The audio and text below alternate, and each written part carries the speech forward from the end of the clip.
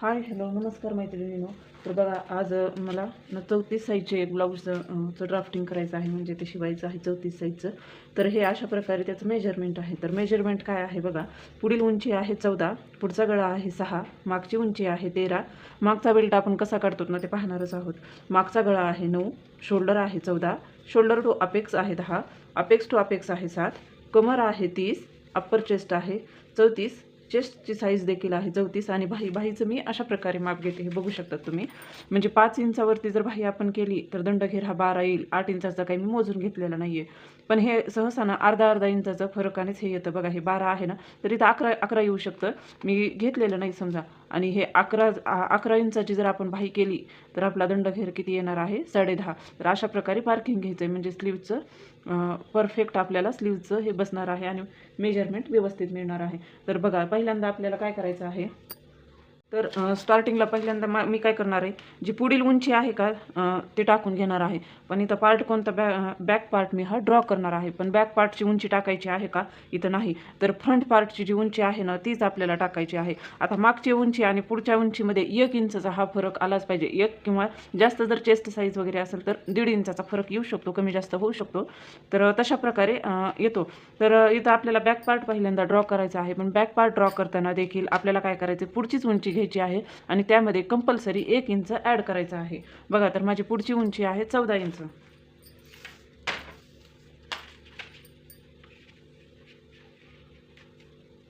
बघा ही 14 इंच आहे आणि त्यामध्ये मी काय केलेलं आहे, 1 इंच हे ॲड केलेलं आहे. पाठीमागलची जरी उंची घेतली ना तर अजिबात पाठीमागलची उंची अशी टाकायची नाही, पुढचीच उंची टाकायची आहे. ते कशासाठी हे तुम्हाला कळलंच. हे मी असं 15 इंचावरती असं मार्किंग करून घेतलेलं आहे.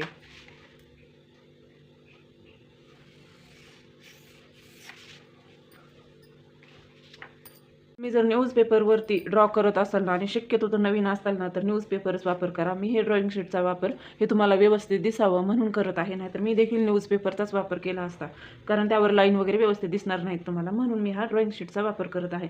तर काय करायचं, हा समजा आता तुमचा न्यूजपेपर आहे, तर ही फोल्ड बाजू आहे. फोल्ड बाजू काय करायची आहे, आपल्या साईडनं ठेवायची आहे आणि अशा प्रकारे लाईन म्हणजे उंची वगैरे टाकून घ्यायची आहे. तर आता काय करायचं आहे, आपल्याला शोल्डर मार्क करायचं आहे. तर आता तुम्ही पाहायचं आहे तुमचा शोल्डर किती आहे. तर माझं या ठिकाणी शोल्डर आहे 14 इंच. तर हे 14 जशाला तसं टाकायचं आहे का, तर नाही, 14चं काय करायचं आहे, हाफ करायचं आहे, म्हणजे निम्म करायचं. तर किती होतं, 7 इंच एवढं होतं. आणि या ठिकाणी शोल्डर वरच्या साईडने टाकायचं आहे, तेही बंद बाजूकडूनच टाकून घ्यायचं आहे. शोल्डर टाकलं मी 7 इंचावरती. त्यानंतर कंपल्सरी कोणतीही साईज असू द्या तुमची चेस्ट साईज, इथं 2.5 इंचावरती इथं मार्किंग करायचं आहे. त्यानंतर ज्या ठिकाणी आपण शोल्डर हाफ इंच केलेला आहे ना, त्या ठिकाणी शोल्डर डाऊन करायचं आहे, ते म्हणजे 1 इंचावरती. आणि हे आता असं जॉईंट करून घ्यायचं आहे. अगोदर हे 1 इंचावरती हे केलेलं आहे ना, ते जॉईंट करून घ्यायचं. आता हे 1 इंच डाऊन घेतलेलं आहे आणि हे 2.5 इंच मार्किंग आहे ना, ते असं अशा प्रकारे क्रॉसमध्ये जोडून घ्यायचं आहे. आता काय करायचं आहे, आता आपल्याला काय करायचं आहे, जिथून आपण 1 इंच डाऊन घेतलेला आहे ना, तर इथून आपल्याला मुंडा टाकायचा आहे. पण तो मुंडा पण काय असतो, चेस्ट साईजनुसार असतो. तर कसा असतो ना, त्यासाठी आपल्याकडे काय आहे, एक चार्ट आहे. तर तो चार्ट काय आहे बघा, हा मागचा मुंडा आहे, हा दिसतच असेल तुम्हाला, हा मागचा मुंडा आहे आणि त्याचा एक फॉर्म्युला आहे. तर तो काय आहे, छाती डिवाइड 6 प्लस 0.50. म्हणजेच बघा आता आपली जी चेस्ट साईज, आपली जी छातीची साईज आहे ना, आता माझी किती इथं या कस्टमरची छातीची साईज आहे 34. त्याला काय करायचं आहे, डिवाइड 6 आणि त्यानंतर डिवाइड 6 केल्यानंतर हे एवढं प्लस करायचं आहे. तर ते आता काय करणार आहेत, माझ्याकडे आता कॅल्सी आहे तर मी याच्यावरतीच करणार आहे. तर बघा हेच सूत्र इथं हे करणार आहे मी, 34 डिवाइड 6 इज इक्वल टू 5.66. आता हे बघा एवढे पॉईंट आलेले दिसतात, एवढे नंबर आलेले वगैरे दिसतात, पण एवढे काही ग्राह्य धरायचे नाहीत. फक्त हे 2 नंबर आहेत ना तेवढेच धरायचे, 5.6 किंवा 5.66 असं करायचं आहे. आणि त्यामध्ये प्लस काय करायचं आहे आपल्याला, 0.50. किती झालं, 6.16 एवढं आन्सर आलेला आहे. म्हणजे 6.16 हा आपला काय झालेला आहे, मागचा मुंडा झालेला आहे. तर तसाच आपण पुढचा देखील मुंडा लगेच काढून घेऊया.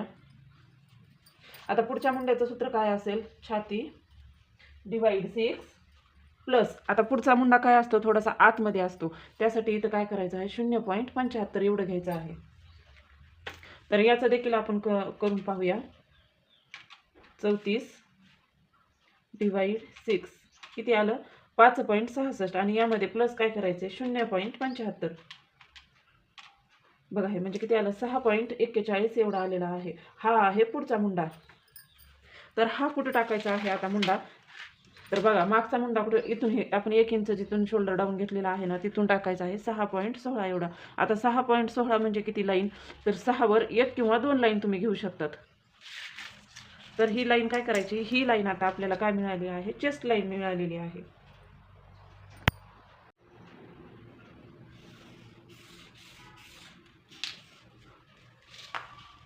तर बघा आपण काय केलं होतं, या ठिकाणी पुढचीच उंची टाकली होती हो का नाही, पण आपण पाठीमागलची देखील उंची घेतलेली आहे. तर ती कशासाठी घेतलेली आहे ते बघूत आपण.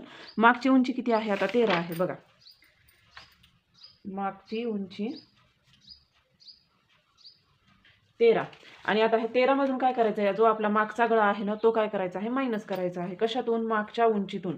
तर इथं किती येतं बघा, बघा मागची उंची किती आहे 13 मायनस 9 किती आलं 4 आलं. म्हणजे हा 4 हा आपल्याला काय मिळालेला आहे, हा पाठीमागचा बेल्ट मिळालेला आहे. मी म्हटलं होतं ना मग अशी नंतर सांगते तुम्हाला मागचा बेल्ट.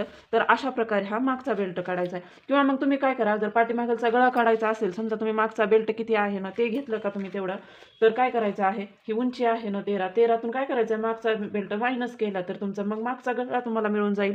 तुम्ही असंही करू शकतात किंवा असंही करू शकतात, कोणतीही मेथड तुम्ही वापरू शकतात. चेस्ट लाईनचं किती आहे ते, तर त्यासाठी काय करायचं आहे, आपली छाती किती आहे, आपली छाती आहे 34. तर 34चा काय करायचं आहे, चौथा भाग करायचा आहे. 34/4 किती आला 8.5 एवढा आलेला आहे. तर ते काय करायचं आहे, या ठिकाणी मार्किंग करून घ्यायचं आहे. तर या ठिकाणी काय करायचं आहे, 8.5 एवढं मार्किंग करून घ्यायचं आहे.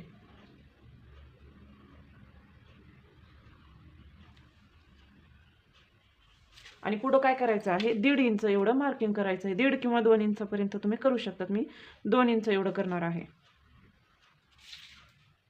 पण शक्यतो तर 1.5 इंचच करा. यांना थोडं इथं ना शिलाई मार्जिन हे जास्त पाहिजे आहे, कारण ती सध्या ना आता मुलगीच आहे, त्यामुळं त्यानंतर लग्नानंतर वगैरे म्हणा ब्लाऊज उसवण्यासाठी मी एवढं मार्किंग सोडलेलं आहे. काय करायचं, आपण चेस्टचं माप टाकलेलं आहे.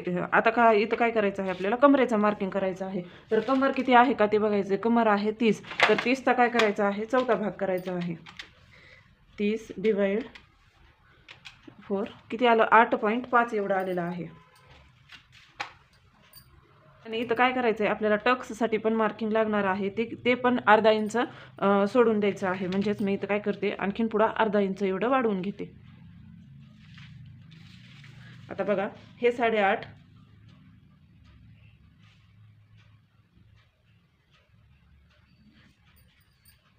हे 8.5, त्यानंतर यापुढे हे अर्धा इंच आणि इथून पुढं 2 इंच एवढं मार्किंग करून घ्यायचं. आता ह्या लाईन व्यवस्थित अशा जोडून घ्यायच्या आहेत. जसं पण जातं ना तसं जाऊ द्यायचं, अशा प्रकारे.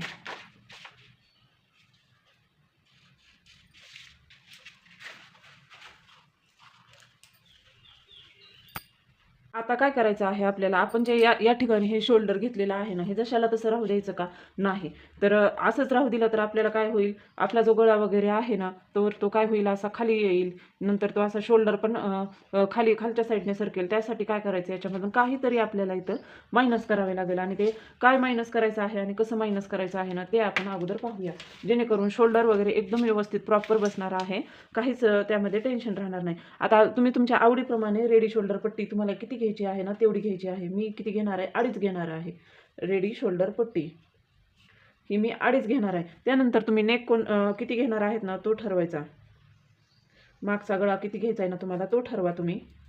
हे 3 मेजरमेंट खूप आवश्यक आहेत. आणि मागचा गळा कोणता आकार आहे ना ते पण इथे लिहून घ्यायचा आहे, आकार. ही झाली रेडी शोल्डर पट्टी. हा झाला नेक, याला नेक डीप देखील म्हणतात किंवा मागचा गळा पण म्हणू शकतात. आणि याला काय म्हणतात, नेक शेप देखील म्हणतात, त्यालाच तुम्ही आकार म्हणतात. तर बघा मला माझा नेक डीप किती आहे, पाठीमागाला 9 आलेला आहे, 9. आणि नेक शेप कोणता द्यायचा आहे मला, तर मी असा गोल राऊंडमध्येच देणार आहे, म्हणजे राऊंड. तर हे 3 मेजरमेंट खूप आवश्यक आहेत आणि ते कसं बघायचे ना तेच आता पाहूया. याच्यावरून आपल्याला हे शोल्डर मायनस चार्ट यूज करायचा आहे आणि तो कसा करायचा ना ते बघूत आता. तर बघा, हा रेडी शोल्डर मायनसचा चार्ट आहे. हा तुमच्याकडे असायलाच हवा. मी आपल्या व्हिडिओमध्ये याचं टाकलेलं आहे सर्व. तिथे जाऊन तुम्ही स्क्रीनशॉट काढून घ्या किंवा तो तुम्ही वहीमध्ये देखील उतरवून घेऊ शकतात. तर बघा, रेडी शोल्डर, आता माझा रेडी शोल्डर किती आहे? 2.5 इंच.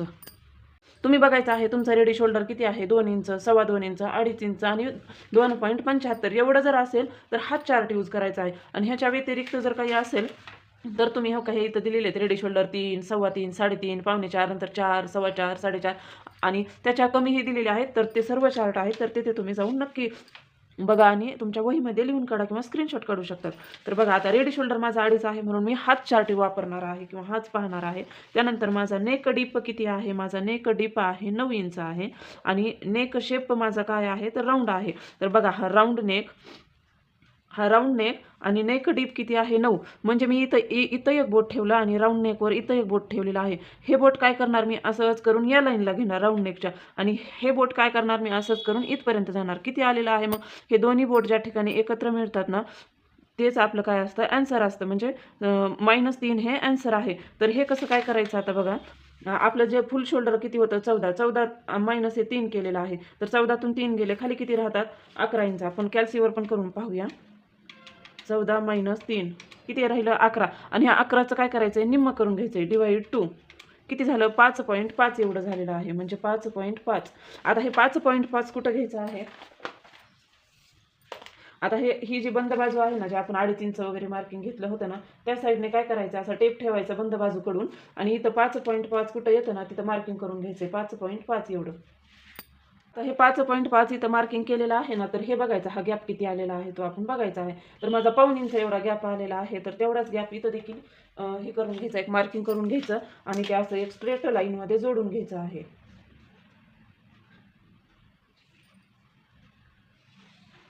बघा, अशा प्रकारे स्ट्रेट लाईनमध्ये जोडून घ्यायचं आहे.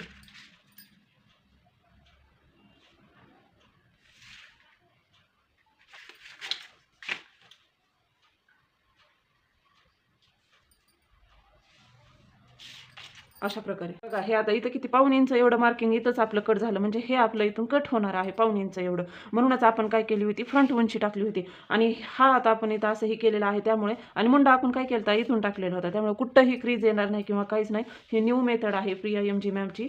तर ही नक्कीच तुम्ही फॉलो करा आणि अशा प्रकारे ब्लाऊज तुम्ही शिवू शकता आणि एकदम परफेक्ट फिटिंग वगैरे येणार आहे. हे मार्किंग केलेलं होतं ना 5.5 वरती, तेवढंच काय करायचं? या ठिकाणी देखील मार्किंग करून घ्यायचं आहे.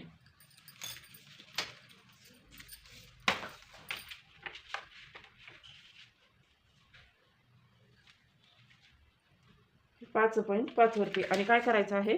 इथं असा मुंडा ड्रॉ करून घ्यायचा आहे.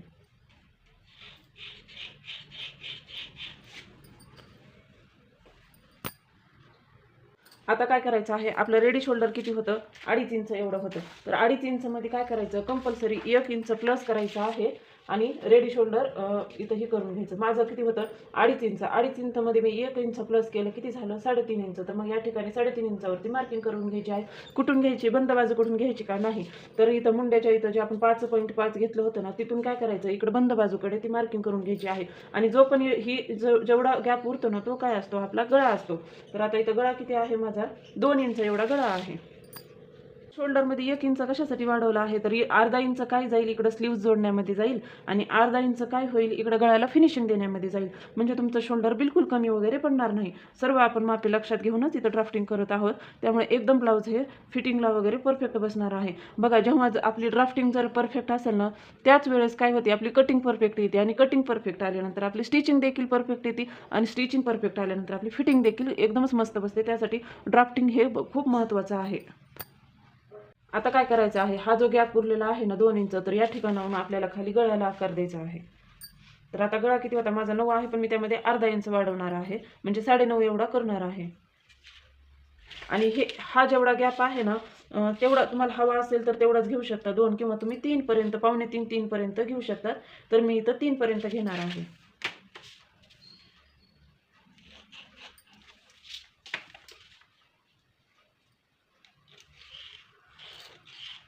अशा प्रकारे.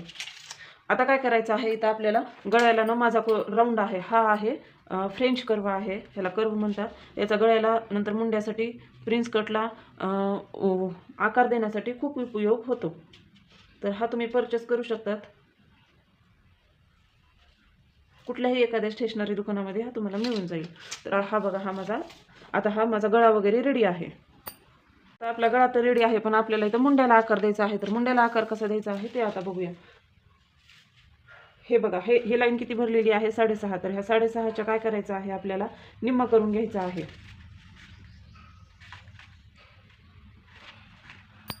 मागचा मुंडा आहे ना, तर मागच्या मुंड्यासाठी आपली चेस्ट साईज 34 आहे. तर 34 साईजनुसार 1 इंचावरती इथे मार्किंग करायचं आहे मागच्या मुंड्याला. आणि पुढच्या मुंड्याला 0.75, म्हणजे पुढचा काय असतो थोडा लहानच असतो, त्यामुळे 0.75 करायचं आहे. आता हा व्यवस्थित फ्रेंच कर्व ठेवायचा आहे. जिथून आपण ह्याचा सेंटर वगैरे काढला होता ना ह्या लाईनचा, असं तिथं ठेवायचं आहे व्यवस्थित. आणि इकडं अर्धा ते पाऊण इंच इथं आतमध्ये हे करायचं आहे, आकार देऊन घ्यायचा आहे. हा फ्रेंच कर्व खूप महत्त्वाचा आहे, आकार वगैरे एकदम छान येतं त्याने. तर बघा हा कसा आला आहे आकार, एकदम परफेक्ट आला आहे ना, दिसतोय ना तुम्हाला. थोडं डार्क करते हा.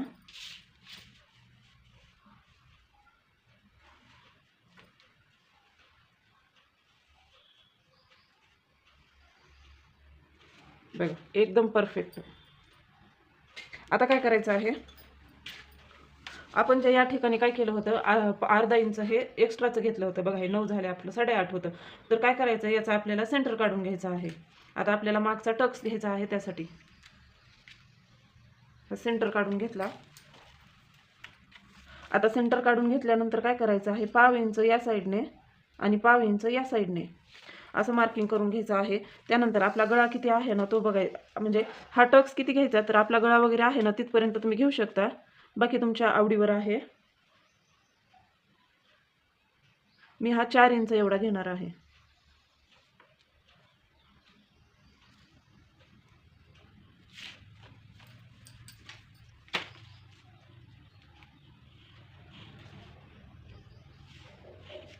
हा बघा, अशा प्रकारे हा टक्स घेतलेला आहे. आता काय करायचं आहे, हा गळा काय झालेला आहे, आपल्याला ह्या मुंड्याच्या खाली आलेला आहे. तर त्यासाठी काय करायचं आहे, असा इकडं इकडं उतरू नये, कुठंच शोल्डर उतरू नये म्हणून काय करायचं आहे, आपल्याला या ठिकाणी अर्धा इंच एवढं इथे हे करायचं आहे, कट करायचं आहे वरच्या साईडने. आता ते कशासाठी, तर ही जी आपल्या गळ्याची लाईन आहे ना, ह्या मुंड्याच्या खाली जर आली तर या ठिकाणी अर्धा इंच कंपल्सरी मायनस करायचं आहे. मग ती फ्रंट साईड असू अथवा बॅक साईड असू, अशा प्रकारे. आणि त्यानंतर आपल्याला स्लीवच्या साईडने असा पफ थोडासा क्रिएट होतो ना, त्यासाठी काय करायचं आहे, या ठिकाणी शोल्डरच्या तिथं आपण स्लीव जोडतो ना, त्या ठिकाणी पाव इंच एवढं, म्हणजे 2 लाईन एवढं असं क्रॉसमध्ये जोडून घ्यायचं आहे, अशा प्रकारे. बघा आता एवढं मायनस झालेलं आहे. मग आपण उंची जर समोरची टाकली असती तर आपल्याला ब्लाऊज कमी पडला असता. तर आता बघा आपली उंची किती होती, आपल्याला किती मिळते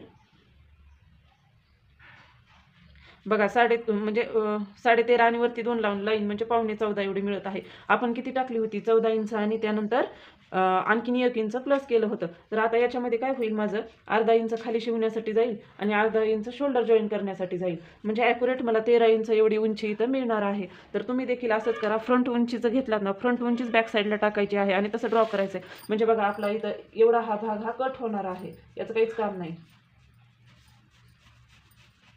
त्यासाठी उंची टाकताना फ्रंट उंची टाकत चला. हा आपला बॅक पार्ट आहे.